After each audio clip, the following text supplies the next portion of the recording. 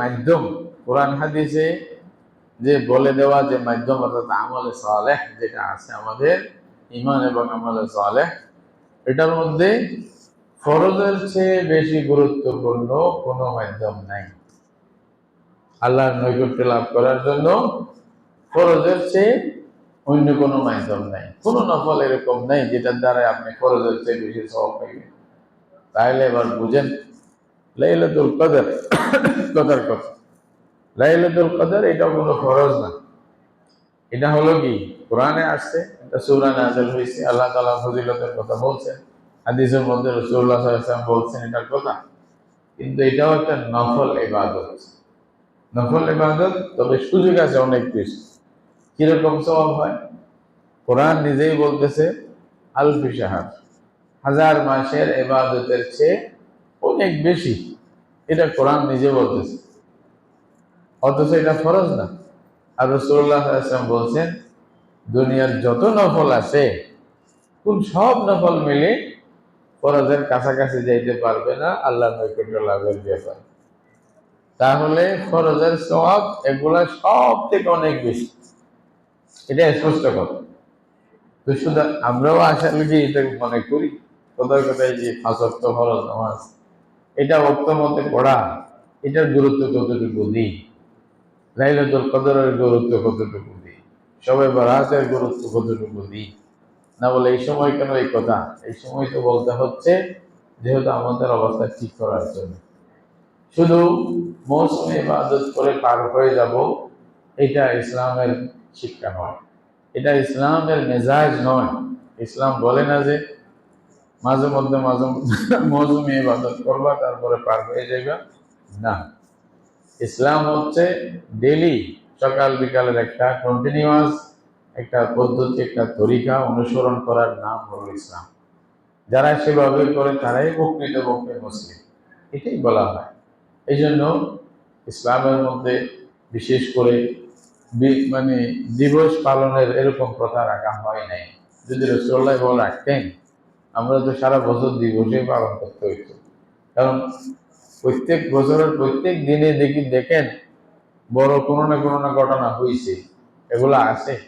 এগুলা যদিও আমরা অনেক কিছু করি কিন্তু ইসলামের ফিতরত এটা নয়। ইসলামের ফিতরত হচ্ছে কন্টিনিউয়াস, প্রত্যেক দিন সকাল বিকাল আপনি আল্লাহর বান্দা এবং আল্লাহর দেওয়া বিধান আপনাকে মানতে হবে। এটা মাস এখানে পার্থক্য নেই, দিন পার্থক্য নেই, সময়ের পার্থক্য নেই, এটা বয়স বলা যায় না। যখন থেকে আপনার উপরে শরীয়তের বিধান ফরজ তখন থেকে আপনি মৃত্যুর শ্বাস পর্যন্ত আপনাকে এটা করে যেতে হবে যদি সক্ষম হয়ে থাকেন, যেভাবে বিধান দেওয়া আছে এগুলা। এটাই হলো ইসলামের আসল নিয়ম, আসল দাবি। কিন্তু আমরা সব বাদ দিয়ে ওই আমাদেরকে শর্টকাট রাস্তা কেউ বুঝাই দিছে, বলছে হ্যাঁ।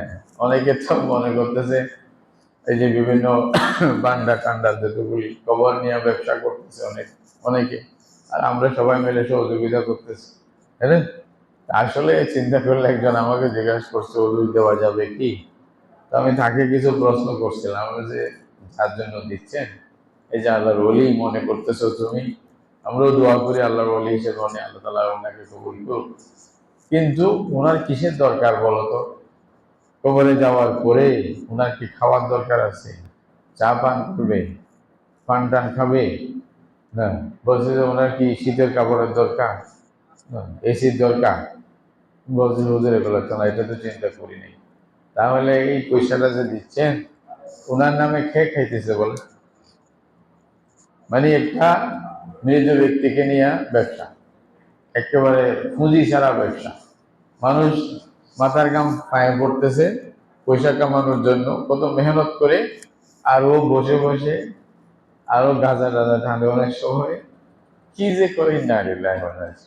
তা আমি বললাম যে ভাই চিন্তা করবেন কোথায় দিচ্ছেন, কাকে দিচ্ছেন, তার চেয়ে গরিব মানুষকে দেন, তাহলে আল্লাহ তাআলা আপনাকে সব দিন। হাদিসের মধ্যে আছে আল্লাহ রাসূল বলছে এগুলাই। তা আমরা তো এগুলো নিয়েই পাগল, আসলে বাস্তবতার মধ্যে আসতেই চাই না। এই জন্য আসল কথা হলো আপনি বাস্তবতার মধ্যে আসেন এবং নিজেকে আল্লাহর বান্দা প্রমাণ করবেন, কাজে কর্মে আকীদা বিশ্বাসে সবকিছুর মাধ্যমে বুঝাইতে হবে যে হ্যাঁ আমি মুহাম্মদ রাসূলুল্লাহ সাল্লাল্লাহু আলাইহি ওয়াসাল্লামকে অনুসরণ করি, ওনার কথা মানি, ওনার মাধ্যমে আল্লাহ যে কোরআন পাঠাইছেন কোরআন মানি, আল্লাহ যে হাদিস পাঠাইছেন এটা হাদিস মানি, এবং ওনার দেওয়া শরীয়ত যেটা সাহাবায়ে কেরাম সহ মিলে পরিপূর্ণ একটা রূপ আমাদের সামনে আসছে, আমি এটা মানি, এটাকে বিশ্বাস করি, এটাই আমার মানে সামনে মাইল ফলক হিসাবে থাকবে, আমার আলোকবর্তিকা হিসেবে এটা থাকবে। এটাই হলো আসলে নিয়ম। তো বলতেছিলাম এটাই, ফরজের কাছাকাছি কোনোদিন যেতে পারে না। তাই বলি নফলের সওয়াব তো আছেই, তবে নফল করতে গিয়া ফরজ যেন ভুলে না যাই। অনেক সময় আমরা এরকম সারা রাত ইবাদত করি, বিভিন্ন রকমের হুজুররা ওয়াজ করে, হুজুররা বলে যে এই সুযোগ মতো কিছু হইলো বলি, এমনি যেহেতু নাই কিছু করতেছে না, অন্তত এটা ধরে রাখো, হ্যাঁ এটা হলো ইসলামের, যতটুকু মনে করতেছে এটা হলো ধরো, এটাই গনিমত, আর কি করবো, এমন তো মানবে না যেহেতু। তো হুজুররা ওয়াজ দোয়া করে বুঝাই যে হ্যাঁ আজকে রাতে ইবাদত করো, তো সারা রাত ইবাদত করবে, নফল করবে, তেলাওয়াত করবে, আবার ওই যে কবরস্থানে যাবে, জিয়ারত করবে, সকালে আসিয়া ফরজ তার করবেন, এরকম হয়। আসিয়া হয়রান হয়ে গেছে, ঘুমাইছে, ফজরের নামাজটা আর পড়ে নাই, অথচ ফজরের নামাজ পড়াটা এগুলা সবগুলোর থেকে অনেক বড় উত্তম এবং জরুরি, আবশ্যক, এবং এটা বিশেষ ফজিলতপূর্ণ। এই জিনিসগুলো আমাদের কনসেপ্ট ঠিক করতে হবে। মুসলমান যত পর্যন্ত পুরো বুঝে দিনকে আমল করবে না, মোহাম্মতের সহিত দিনকে আমল করবে না, দিনকে আপন মনে করবে না, ততদিন কামিয়াব হবে না ভাই। এটা যতই বলেন আমি ফাঁকা মুসলমান, কিন্তু ফাঁকা মুসলমান কিনা ভিতরে খবর নিয়ে দেখে আসলেও আমার দিনের মোহাম্মত আছে কিনা, আল্লাহর দেওয়া বিধানের মোহাম্মত আছে কিনা আমার মধ্যে।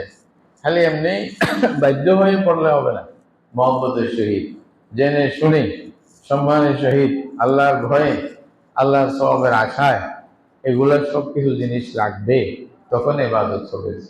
ইবাদত হওয়ার জন্য এইসব মোহাম্মত লাগে, ভয়ও লাগে, আশাও লাগে, আল্লাহর উপর পুরো বিশ্বাস এটাও লাগে সব। অনেক সময় ডরায় যে দুইটা কারণে ডরায়, একটা এমনি ডর, এখানে মোহাম্মত নেই, ওই ডর লাভ নাই, ওই ডরের মধ্যে ইমান থাকে না। আরেকটা ডর মোহাম্মতের ডর। কথা কথা আপনি কোথাও গেছেন, বাঘ একটা দেখলে কি মোহাম্মতে ভয় করবেন? কি বলেন? যান বাঁচানোর জন্য, ওটা নফরত, ভিতরে নফরত আছে বাঘকে, কিন্তু ভয় পাইতেছে, এই ভয় ইবাদতের শামিল হবে না। ভয় যদি মোহাম্মদের সাথে হয়, আরে কি না জানি আমার মাহবুব নারাজ হয়ে যাবে, আমার সবচেয়ে বেশি প্রিয় ব্যক্তি, আমার মনে কষ্ট আসবে, এই একটা ভয়। এইটা হলো আল্লাহর সাথে এরকম ভয় থাকতে হবে। আরে আল্লাহকে যদি নারাজ হয়ে যায়, এরকম এই মোহাম্মত, এই ভয়টা, এই আশাটা, এরকম ইমান, এটাই খুব জরুরি ইমান ইবাদতের জন্য। এটা গায়াতুত তাযাল্লু বিল খাউফি ওয়াল হুব্বি ওয়ার রাজা, এরকম শব্দগুলি আছে, ওলামায়ে কেরাম ব্যাখ্যা করতেছেন এগুলো। তখনই তো ইবাদত হবে বাস্তবে, না হয়তো দেখা দেখি তো সবাই করে, ঠিক না? কি বলেন? আমরা সবাই এরকম করতেছি, আবার অনেকেই জানিও না, নিজেরা বড় ফতোয়া দিচ্ছে, জানি না ফতোয়াটা বড় বড় দিতেছে, মনে করে আমি তো সব জানি, আমি তো শুনছি। আর আল্লাহর বান্দা এতটুকু যথেষ্ট না, আপনি জানেন না পুরোপুরি কি, তাহলে শিখেন, ওলামায়ে কেরামের সুহবতে আসেন, শেখার চেষ্টা করেন, একটা একটা করে শিখলেও এগুলো শিখতে পারবেন। আর আলেমরা আপনাকে তো একটা ওয়াজের মধ্যে সব বলতে পারবে না, আর এমন এমন কথা আছে সব বললে আপনার মাথা গুল হয়ে যাবে, এটা কি বলবো বুঝবেন নাকি? কথার কথা, কিছু চাষি নেই, চাষ করে যে কৃষক, তো কৃষকদেরকে দিয়ে যদি কেউ যদি একেবারে কম্পিউটার সায়েন্সের সর্বোচ্চ একটা মানে বক্তৃতা দিয়ে দেয়, হ্যাঁ, একটা যদি মানে এরকম গবেষণামূলক একটা কথা যদি মানে সবাই সামনে পেশ করে, সব কৃষক কিচ্ছু ওদের পাল্লায় পড়বে, কিচ্ছু বুঝবে? আমাকে বলেন দেখি, কৃষককে আপনি যদি মানে বুঝাইতে যান, এটা কত জিবি, মাউস, এই সেই, এগুলো যদি বলেন ডিলিট করো, এটা করো, এগুলো যদি আপনি বুঝাইতে যান, ও তো এগুলো বুঝবেই না, এই শব্দগুলো কি। তো সুতরাং এই জন্য অনেক সময় আমরা কি বলতেছে এটাও তো বুঝি না। তো প্রয়োজন হলো আলেমদের সাথে সহবত থাকা। এই জন্য তো আল্লাহ তাআলা আদেশ দিয়েছেন ফাসআলু আহলা যিকরি ইন কুনতুম লা তা'লামুন। না জানলে যারা জানে তাদের থেকে জিজ্ঞাসা করো, জিজ্ঞাসা করে জানার চেষ্টা করো। আমাদের পরামর্শ হলো যা জানছেন তা ঠিক কিনা তাও একবার যাচাই করে। সমস্যা কোথায়? দুনিয়ার জন্য তো করি। একবার বলেন না হুজুর আমার সূরা ফাতিহাটা শুনেন তো কোনো ভুল হয় নাকি, এটা একবারও খবর আসে না। আমি যে অন্তত 60টা সূরা তো অবশ্যই লাগবে নামাজ পড়ার জন্য, নামাজ 4 রাকাত তো আছে, তো 4টা সূরা অন্তত জানতে হবে না আপনাকে। তো ওই সূরাগুলো শুদ্ধভাবে পড়তে পারেন কিনা, কোনো ভুল আছে কিনা, এটা একবার হুজুরকে বললে সমস্যা কোথায়? আমি তো সব কাজ তো করি, পরামর্শ সবকিছু করি, এটা কেন করি না? স্ত্রী থেকে আপনি শুনবেন, আপনি হুজুর থেকে শুনবেন, এভাবে যে দিন প্রচার হবে। রাসূলুল্লাহ সাল্লাল্লাহু আলাইহি ওয়াসাল্লামের কাছে একজন আসছিল, বলছে বিয়ে করতে চায়। আল্লাহ রসুল বলছে যে কিছু আছে নাকি দেখো, টাকা পয়সা, মোহর কি দিবে? বলছে কিছু নাই। তারপরে বলে যে একটা আংটি, মানে লোহার আংটি হইলেও যদি পাও ঘরে দেখো, লোহার আংটি টাংটি একটা আছে নাকি, এটা দিয়া হইলেও শুরু করে দিলাম।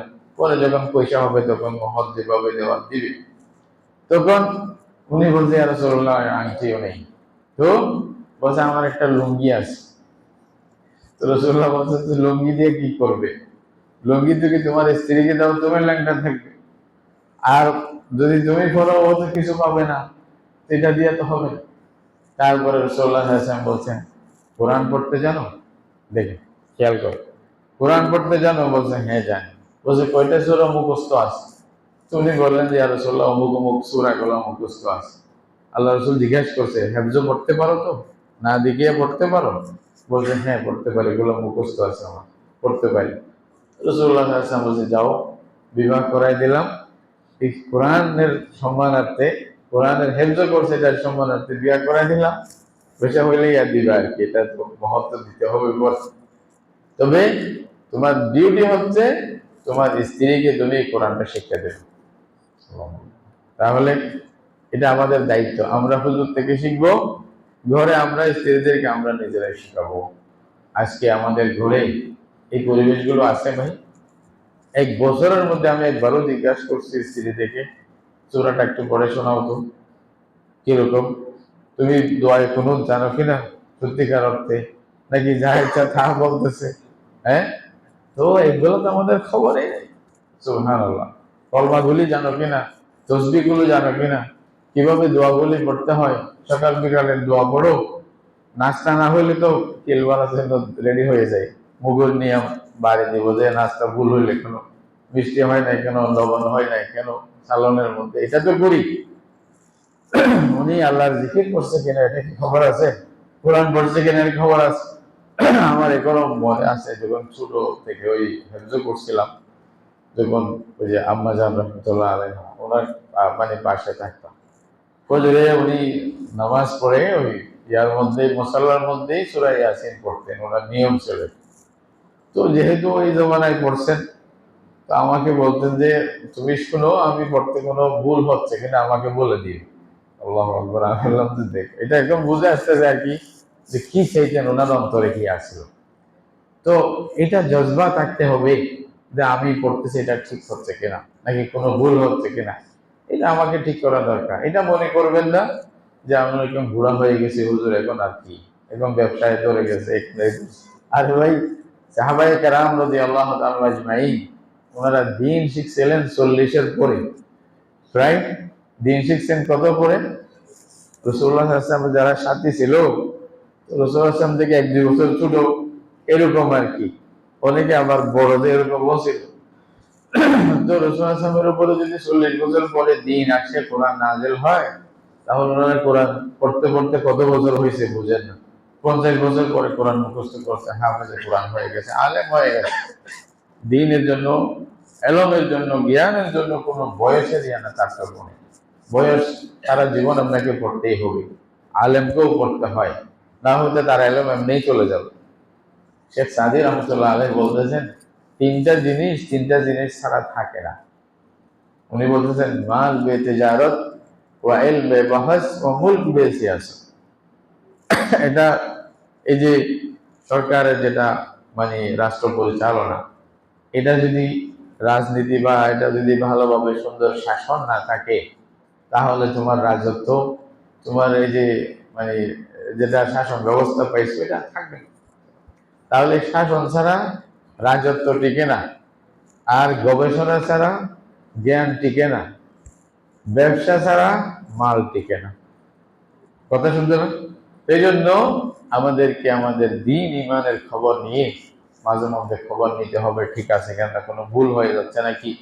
আবার আবার দরকার হলে আবার জিজ্ঞাসা করবেন হুজুরকে সমস্যা কোথায়, সূরাটা পড়ে শোনাইবেন, নামাজের নিয়মগুলো জানি কিনা, উজু করতেছি এটা নিয়ম ঠিক আছে কিনা, উজুর মুস্তাহাব কোনটা ফরজ কোনটা, এগুলা মাঝে মধ্যে একটু সময় দিলে ভালো না?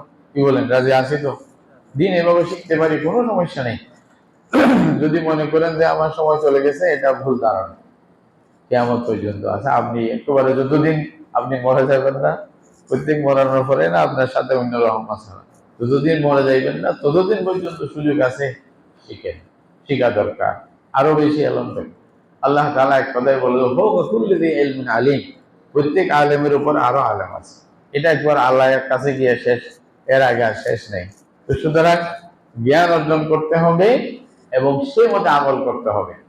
রাসূল করিম সাল্লাল্লাহু আলাইহি ওয়াসাল্লাম আপনাদের বলছিলাম কি এই মাস যেটা খুবই গুরুত্বপূর্ণ, এবং এই মাসের মধ্যে রাসূলুল্লাহ সাল্লাল্লাহু আলাইহি ওয়াসাল্লাম সবচেয়ে বেশি কি আমল করতেন বলছিলাম?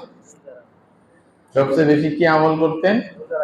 রোজা রাখতেন। আপনাকে বলতেছেন, আমরা বলতে মনে হচ্ছে না নাকি? গত জুমায় বলছিলাম বেশি বেশি রোজা রাখতেন রাসূলুল্লাহ সাল্লাল্লাহু আলাইহি ওয়াসাল্লাম এই মাসের মধ্যে। কেন বেশি রোজা রাখতেন? দুইটা কারণ বলা হয়েছিল।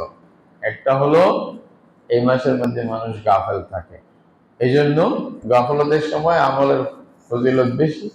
আরেকটা হলো এই মাসের মধ্যে আল্লাহর কাছে আমল পেশ করা হয়। এই দুইটা বড় কারণ ছিল যেটা রাসূলুল্লাহ সাল্লাল্লাহু আলাইহি ওয়াসাল্লাম রোজা রাখতেন।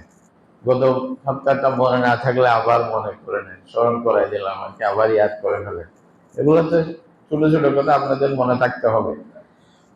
সুতরাং রাসূলুল্লাহ সাল্লাল্লাহু আলাইহি ওয়াসাল্লাম বেশি করে রোজা রাখতেন। এই মাসের মানে পুরো মাসের তো ফজিলত আছে, বিশেষ করে যে সামনে আসবে এই মাসের 14 তারিখ দিনগত রাত, এটাকে আরবিতে বলা হয় লাইলাতুন নিসফি মিন শাবান। শাবান মাসের অর্ধেক হওয়ার পরে যে রাতটি আসবে এটা আরবি মাস হিসাবে, এই যে 14-র মধ্যে এটা হয়ে যায় অর্ধেক, রাতটা শুরু হয়ে যায় 15 রাত আর কি, 15 তারিখের রাত।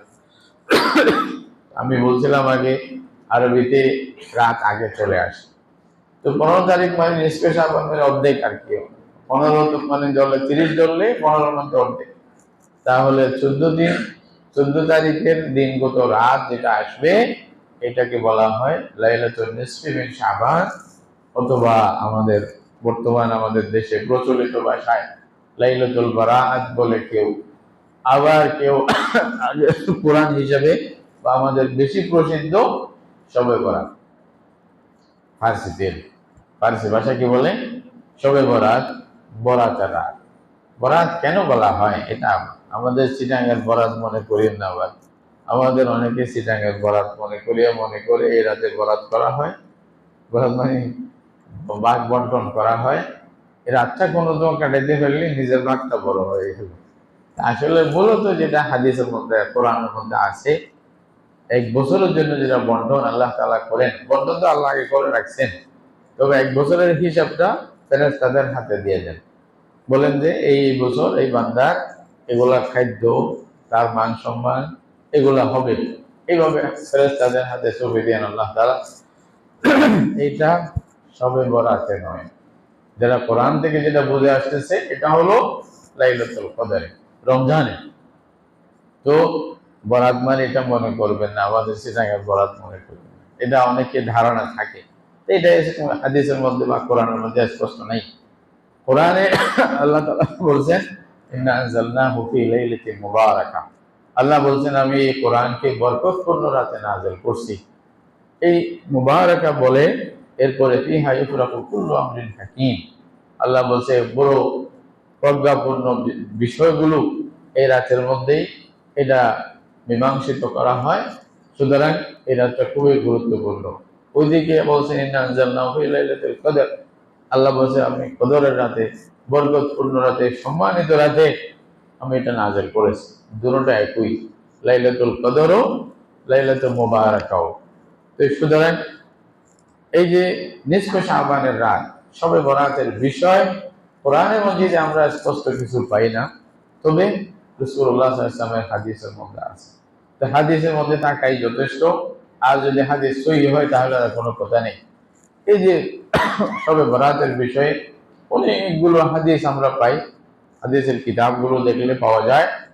এখানে মুহাদ্দিসিন ইকরামের ফয়সালা মতে কতগুলো হাদিস সহিহ।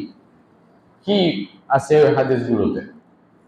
রাসূলুল্লাহ সাল্লাল্লাহু আলাইহি ওয়াসাল্লাম আবু সালাবা আল খুশনি রাদিয়াল্লাহু তাআলা আনহু riwayat মতে এক হাদিসের মধ্যে আল্লাহ রাসূল বলতেছেন, ইন্নাল্লাহা ইয়াতলিউ ইলা আহলিল আরদি অথবা ফি রিওয়ায়াতিন ইলা ইবাদিহি ফি লাইলাতিন নিসফি মিন শাবান।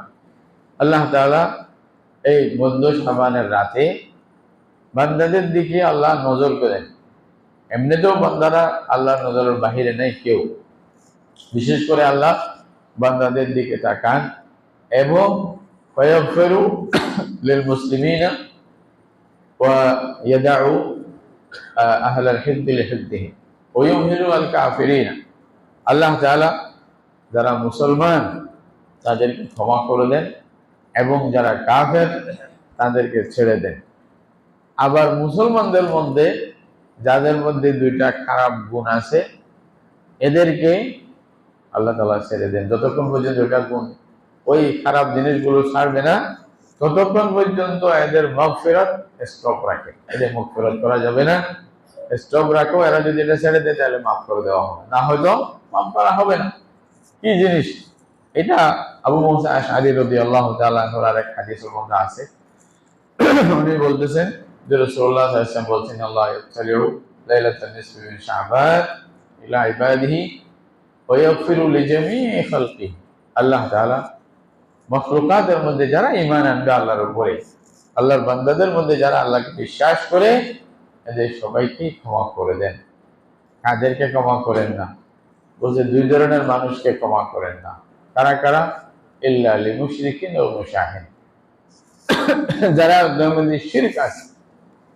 শিরক বলছিলাম ইবাদতের যতগুলো নিয়ম, কোন একটাকে যদি আল্লাহ ছাড়া অন্য কাউকে দেন, সিজদা আল্লাহ ছাড়া আরেকজনকে দিলেন, দাঁড়াই থাকা ইবাদতের নিয়ত এটা আল্লাহ ছাড়া আরেকজনকে দিলেন, রুকু করা কারোর সামনে এটা আল্লাহর সামনে করতে হবে, আরেকজনের সামনে করলেন, এরকম কারো মানে দিতে পারবে বিশ্বাস করে, অদৃশ্য সাহায্য করতে পারবে বিশ্বাস করে কারো কাছে কিছু চাওয়া এবং প্রার্থনা করা, মুসিবতের সময় সাহায্যের জন্য কাউকে ডাকা, এগুলো সব আল্লাহর সাথে খাস, এটা ইবাদতের অন্তর্ভুক্ত। এগুলার কোন একটা জিনিস যদি গায়রুল্লাহ আল্লাহ ছাড়া আর কারো জন্য, এটা আসমান জমিন বলেন, সূর্য বলেন, চাঁদ বলেন, বড় গাছ টাছ ইত্যাদি মখলুকাতের মধ্যে যে আছে, মানুষের মধ্যে, এমনকি নবী পর্যন্ত কাউকে যদি দেন, এটা হবে শিরক। আল্লাহর জাতের মধ্যেও নেই, সিফাতের মধ্যেও নেই, আল্লাহর কাজের মধ্যেও নেই, আল্লাহর ইবাদতের মধ্যেও কাউকে শরীক করা যাবে না। এটাই মানে ওয়াহদাহু লা শারীকা লাহু। যারা এই শিরকের মধ্যে লিপ্ত থাকবে, এই যে শবে বরাতের ওই রাতের আগ পর্যন্ত আল্লাহ তাআলা শবে বরাতের এই যে সামনে যে আসছে এই রাতে আল্লাহ কাউকে মানে ক্ষমা করবেন না যারা শিরকের মধ্যে লিপ্ত। এমনকি ঈমান আনার পরেও, লা ইলাহা ইল্লাল্লাহ বলার পরেও অনেকে শিরকের মধ্যে লিপ্ত থাকতে পারে। এটা কোরআনেও বলতেছে, ওমা ইয়ামিনু আকতারুহুম বিল্লাহি ইল্লা ওয়া হুম মুশরিকুন। বলছে ঈমান আনেও শিরক করে। আর আসলে তো শিরক মানে হলো এটাই, আল্লাহকেও রাজি রাখবে, শয়তানকেও রাজি রাখবে, দুইজন তো রাজি, এটা সম্ভব না। আল্লাহ বলবে যে যার জন্য করছো ওদিকে দিয়ে দাও, আমার দরকার নাই। এটা স্পষ্ট কথা কোরআনে হাদিসে বলা আছে। সুতরাং শিরকের মধ্যে থাকলে তাকে আল্লাহ ক্ষমা, মুশরিককে আল্লাহ ক্ষমা করবেন না। আরেকজন হলো এটা শিরিক নেই, ঈমান আছে, মজবুত ঈমান আছে, শিরিকের মধ্যে লিপ্ত না, তো কিন্তু হিংসা আছে, আহলাল হিকদি বিহিকদিহিম, বিদ্বেষ, হিংসা বিদ্বেষ, আরেকজনের বিরুদ্ধে, আরেকজনের প্রতি হিংসা, নিজের ভাইয়ের ব্যাপারে, ব্যক্তিগত হইতে পারে, দলগত হইতে পারে, এটা সমাজগত হইতে পারে, পরিবারগত হইতে পারে, হিংসা যত প্রকার আছে কোরআন হাদিসে হিক বলতেছে। হিংসা যদি আপনার অন্তরে থাকে কারোর জন্য, খুব কঠিন। হিংসা থেকে অন্তরকে পবিত্র রাখা বড় কঠিন জিনিস। তো যদি হিংসা থাকে, আল্লাহ তাআলা তাকে ক্ষমা করবেন না, এই রাতেও ক্ষমা করবেন না। যেখানে আমভাবে সবাইকে ক্ষমা করতেছে, এই দুইজনকে আল্লাহ ক্ষমা করবেন না।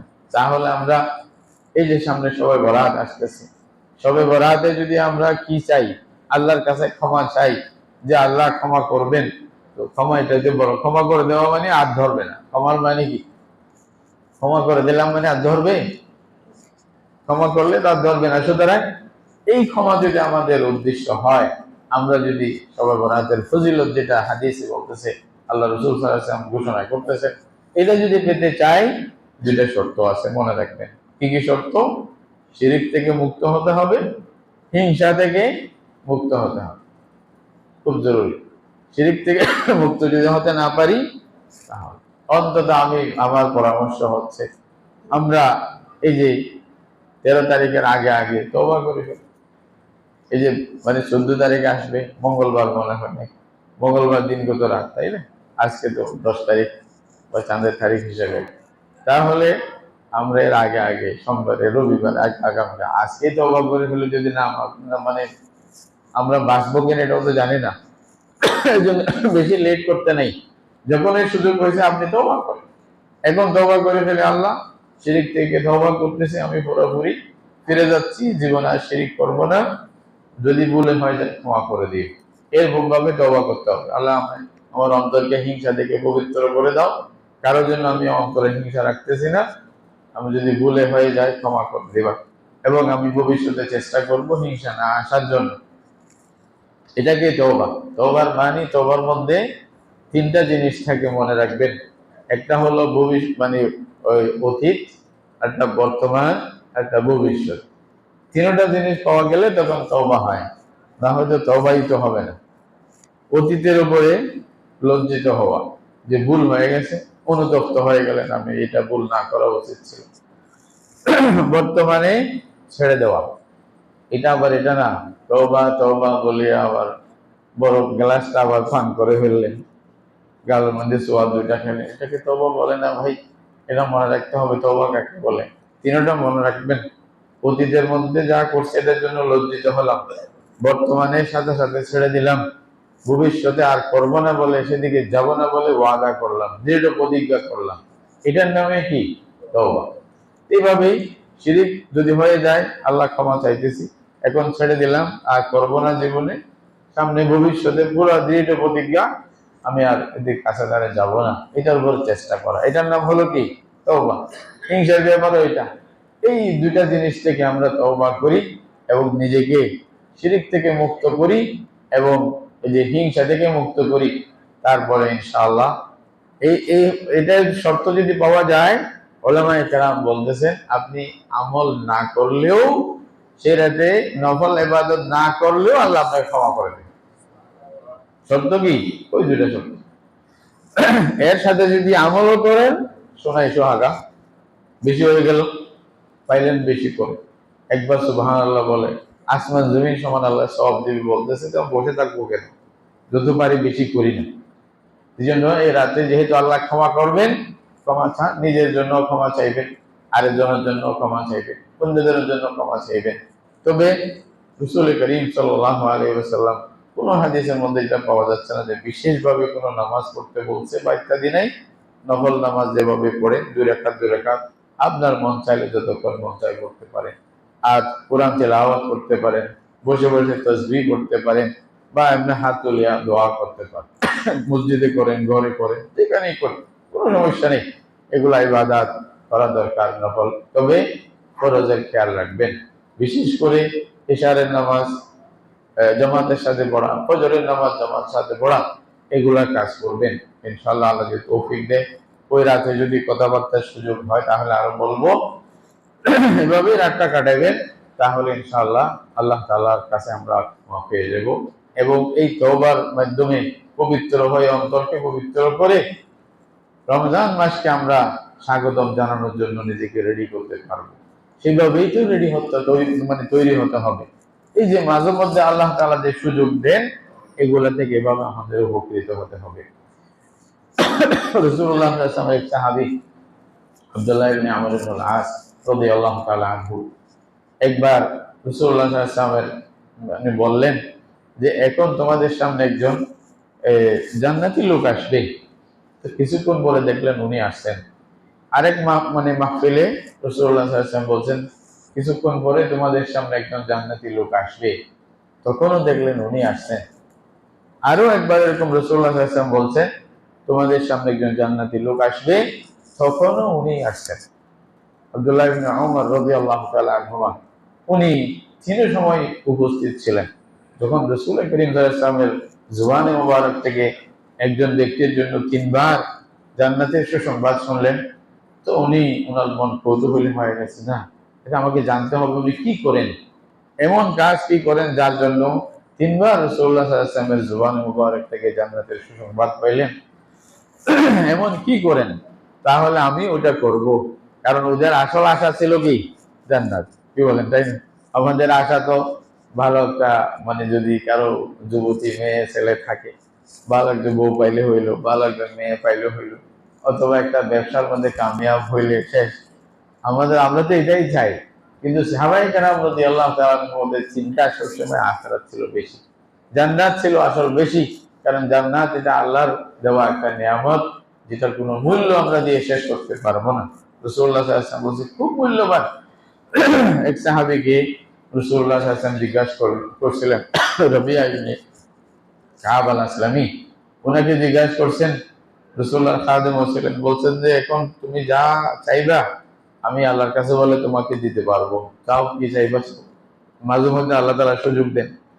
তো উনি বলছেন যে ইয়া রাসূলুল্লাহ আসআলুকা মুরাফাকাতাকা ফিল জান্নাহ। সুবহানাল্লাহ, চাওয়াও কিরকম। বলছে ইয়া রাসূলুল্লাহ যদি আপনি বলছেন দিবেন তাহলে আমি জান্নাতে আপনার সাথে থাকতে চাই।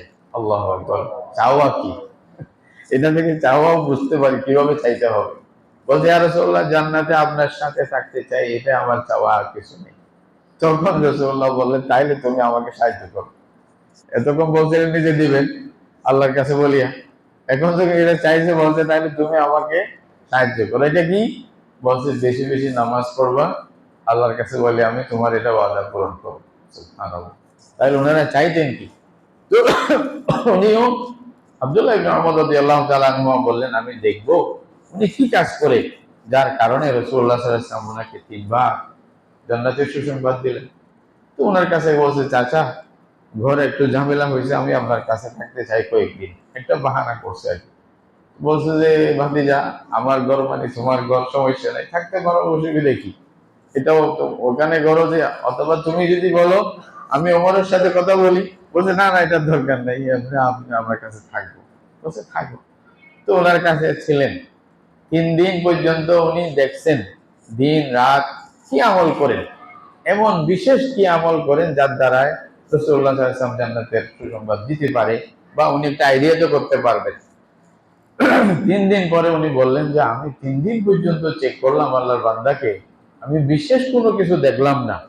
উনি ফরজ নামাজগুলি পড়ে, মানুষের সাথে ভালো ব্যবহার করে, রাত্রে যখন ঘুম ভাঙ্গে হয়তো 2-3 রাকাত বা যতটুকু পারে পড়ে, এরকম না যে সারা রাত ইবাদত করতেছে, তাও না। বলছে আমার বুঝে আসলো না কেন, কি কারণ, এই জিনিসটা খুঁজে বের করতে পারলাম না। 3 দিন পরে চলে যাচ্ছে। চলে যাওয়ার পরে বলছে চাচা এবার যাই। বলছে যে যান তাইলে। তো আবার ফিরে আসে, বলছে আচ্ছা আমি কেন আসছিলাম জানেন? বলছে বলো না কি কেন আসছিলাম। বলছে আমি 3বার রাসূল করিম সাল্লাল্লাহু আলাইহি ওয়াসাল্লামকে আপনার ব্যাপারে জান্নাতের সুসংবাদ দিতে শুনেছি। আমি এটা দেখতে আসছিলাম আপনি এমন কি কাজ করেন গোপনে, যার ভিত্তিতে হয়তো এই সুসংবাদ আপনি পাইতে পারেন, এত বড় পুরস্কার আপনি পাইতে পারেন। বলছে কি পাইছো? বলছে আমি তো কিছু পাইলাম না, আমার এরকম নজরে কিছু আসে নাই, এমন কিছু বিশেষ কোনো জিনিস যার দ্বারা এরকম হতে পারে আমি পাইলাম না, আপনি বলেন না। তুমি বললেন যে আমারও তো জানা নেই। এটা বলে চলে যাচ্ছে। চলে যাওয়ার সময় আবার ডাক দিছে। হযরত আব্দুল্লাহ ইবনে আব্দুল আস রাদিয়াল্লাহু তাআলা আনহু বলছে, বাবা এদিকে আস। বলছে, দেখো দিনে রাতে আমি যখন জীবন যাপন করি আমার অন্তরে কারো জন্য হিংসা থাকে না। আল্লাহু আকবার। উনি একটা লাভ দিয়ে বলছে যে এটাই তো আমরা করতে পারি না, এটাই তো করতে পারি না। খুব কঠিন হিংসা থেকে পবিত্র করা অন্তরকে। পরিবার ঘুনে খেয়ে ফেলে ভিতরে, অত সহজ না ভাই। আপনি পয়সাওয়ালা হইতে হলে মেহনত করতে হবে না? কি বলেন? আখেরাতের মধ্যে যদি তওয়াঙ্গর হইতে চান কিছু মেহনত তো সেখানেও করতে হবে। হযরত থানভী রহমাতুল্লাহ আলাইহিকে জিজ্ঞাসা করছিলেন একজন, হযরত মানুষের জন্য যদি হিংসা মুক্ত হতে চাই কোন একজন মানুষের ব্যাপারে, এটার চিকিৎসা কি? হযরত থানভী রহমাতুল্লাহ আলাইহি বললেন, যদি ওর জন্য খোলা মনে দোয়া করতে পারো মনে করবা হিংসা থেকে অনেকটা মুক্ত হয়ে গেছে। সুবহানাল্লাহ। খেয়াল করে দেখেন কারোর জন্য দোয়া মন থেকে কখন আসবে? যখন মন হিংসা থেকে মুক্ত থাকবে, তাই না? এটা একটা চিকিৎসা দিয়েছে, বলছে এটা ট্রাই করে দেখবা। খোলা মনে দোয়া করতে পারতেছো মানে তোমার অন্তরে ওর জন্য কি নেই? হিংসা। এই জন্য আমরা হিংসা মুক্ত হওয়ার জন্য চেষ্টা করব। বিশেষ করে দুইটা শর্ত বললাম, শিরিক মুক্ত থাকা, হিংসা মুক্ত থাকা, এটা খুব জরুরি। আর বাকি ইনশাআল্লাহ ওই যে শবে বরাতে যদি কথা হয় তখন আরো পরামর্শ যেগুলো আসবে আপনাদেরকে বলা হবে। আল্লাহ তাআলা সবাইকে মিলাদ আমল করার জন্য তৌফিক দান করুন। ওয়া আখিরু দাওয়ানা আলহামদুলিল্লাহ।